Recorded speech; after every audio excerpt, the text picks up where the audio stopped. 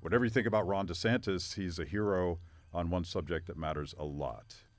And whatever you think about Naomi Wolf, I don't know that much about her, but on some subjects that matter a lot to me, she's pretty heroic as well. So I'm thinking that there's a way to be a real libertarian, TM, and still work with people where you just might have one important issue in common. Like that to me is what, when you get to the populism stuff, we're going to have to work with all sorts of people who are never going to be like us. Yeah, 100. I completely agree with that. I publicly defended Justin Amash for having AOC like speak to his students or whatever. I thought it was crazy people were criticizing him for that. I mean, look, there are issues that we would probably agree with AOC on. I mean, okay, not that many, and she's really, really bad on a lot of other ones, but we got to be able to coalition on issues that she gets right. And Tulsi Gabbard, I mean, come on, like if you're anti-war, she was the lone voice in the Democratic field who was like, hey, that's the priority to me.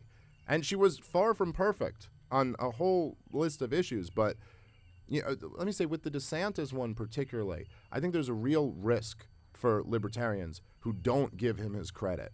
And I've seen a lot of people like libertarians on Twitter and stuff, and I'll be like, oh, DeSantis, yeah, he's an authoritarian too. He's a statist also. And it's almost like revealing of your worldview. Like, look, we can love this libertarian philosophy, and I do. I love it as much as anyone. But the philosophy is not the main thing. The main thing is real freedom in real people's lives. That's what you really care about. The philosophy is only useful to the extent that it could actually get real freedom in real people's lives. And for you to just, look, what DeSantis, in the biggest test of his life, passed with flying colors. In a situation where everybody else robbed all basic liberties from their people, this one governor stood up against the world. Like every advanced nation was doing these lockdowns. And he could have easily just done them. There would have been no pressure on him for that, as everyone else was doing it too, you know? He didn't, or maybe he did for 2 weeks, but then he didn't. And he gave his people more real, tangible liberty than almost anybody else in the free world, maybe outside of Sweden or something like that.